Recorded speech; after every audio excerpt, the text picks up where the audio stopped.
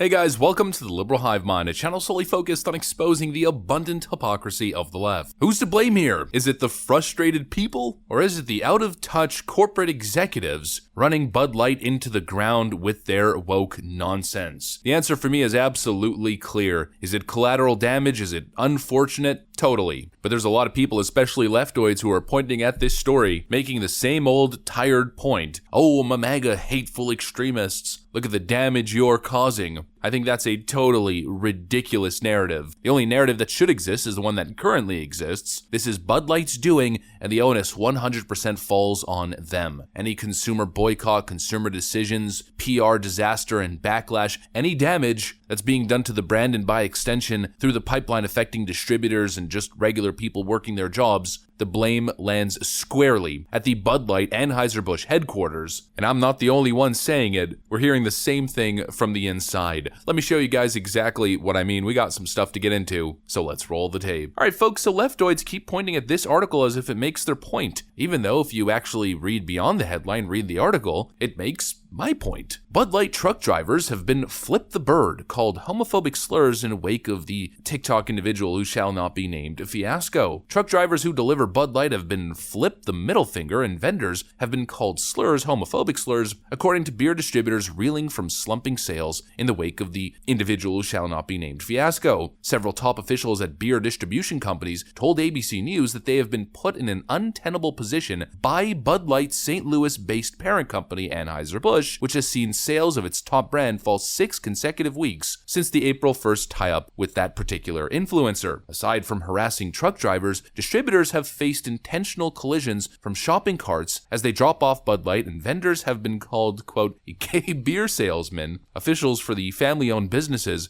have told the outlet. I feel like my main supplier has put the wholesalers and their employees in a really bad spot, one Anheuser-Busch beer distributor told ABC News. It's frustrating. Another Anheuser-Busch distributor based in the Pacific Northwest told ABC News it's sad that they can't make that disconnect between the independent wholesale and a big corporation. It's disheartening. The Kansas-based distributor Pestinger Distribution Company, which serves 23 rural counties in the state, told ABC News that it has seen a nearly 30% fall in sales of Bud Light since boycott calls grew earlier last month. Anson Freirich, an executive who left Anheuser-Busch InBev last year, told ABC News the biggest losers here are the 500 independent businesses in the US that distribute Anheuser-Busch products. Those are the people really hurting. And the point that it seems that this article is trying to make and that leftoids are trying to make is that it's the customer's fault. It's the people boycotting. Well, you don't care. You shouldn't stand up for your values and what you believe in and support products that you believe hold your values because of the financial pain that it causes independent businesses who are tangled in the business web. That's what they're trying to sell. That to me seems to make absolutely no sense whatsoever. It's not the consumer's job to artificially prop up businesses as if those companies are simply entitled to your business. It's a market economy and markets make the decision, and they've decided that they're no longer supporting this company, frankly with good reason, and the onus 100% falls on Anheuser-Busch. This article is trying to make the point that the consumers are the problem, but the literal first line, or the first quote from an independent distributor says, I feel like my main supplier has put the wholesalers and their employees in a real bad spot. They're not blaming customers for practicing basic freedom, basic agency in their consumer decisions. They're blaming Anheuser-Busch, and here's more evidence to that effect. Hi, I'm Steve Tatum, Vice President General Manager of Bama Budweiser, your local Bud Light distributor. There's been a lot of discussion, frustration, and even anger across the country regarding just one single can made of Bud Light that was produced for a social media influencer. We too at Bama Budweiser are upset about it and have made our feelings known to the top leadership at Anheuser-Busch. The voice of the consumer has been heard, and Anheuser-Busch has taken action. We at Bama Budweiser, an independent wholesaler, employ around 100 people who live here, work here, and our children go to school here. We do not, and as I said before,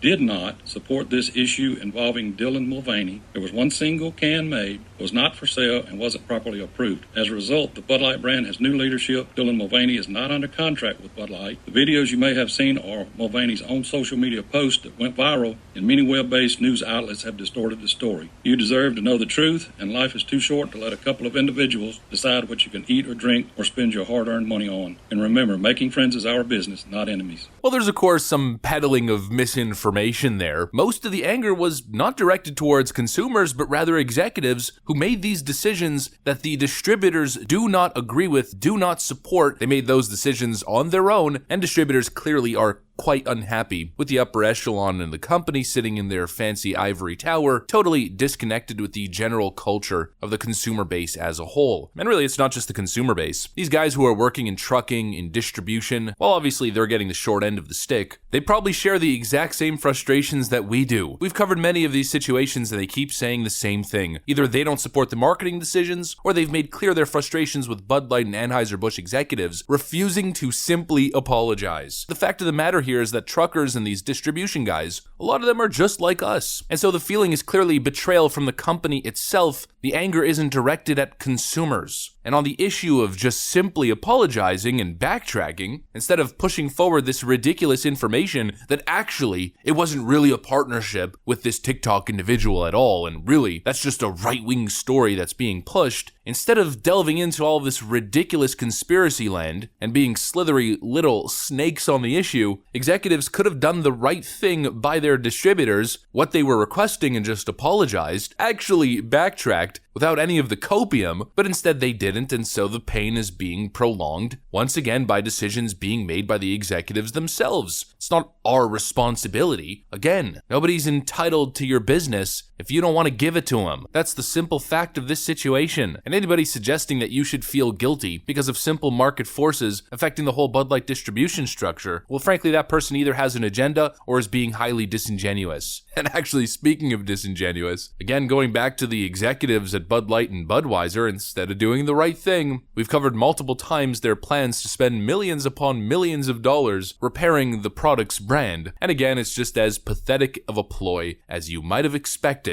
First it was camo-themed Budweiser and Bud Light, and now it's a Harley-Davidson corporate sponsorship in the most recent pathetic attempt at damage control.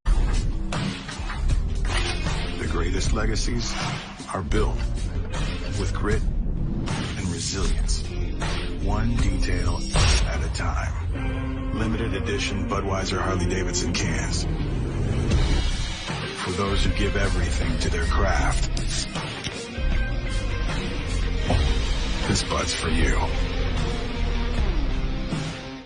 Again, they think you're weak-spirited and feckless, that you're just a dumb, macho biker who's gonna see a Harley-Davidson logo and have a real consumer moment. Not gonna happen. Absolutely nothing here changes. The Anheuser-Busch brand has been irreparably damaged, at least for now. None of these cheap marketing gimmicks and ploys is going to change anything. To be completely honest, I think the only thing that could change the outcome for Bud Light is selling it to another company. If Yuengling Breweries were to all of a sudden buy the Bud Light brand, and Bud Light consumers were to know that the brand is in good hands, or if there was to be a clean sweep of these Bud Light executives involved in this whole ordeal and this pathetic excuse at damage control, then maybe I might consider it. But honestly, probably not. I've already made up my mind with millions of other consumers. I'm simply never going to drink a Budweiser, a Stella Artois, a Bud Light, or any other Anheuser-Busch product ever again, and no amount of boycott guilt tripping is really going to change that. That's what I got for you guys. Hopefully you enjoyed this video. If you did, make sure to leave a like and possibly subscribe to the channel. Of course, you know we'd love to have you here. Thanks for watching, folks, and I'll see you on the next one.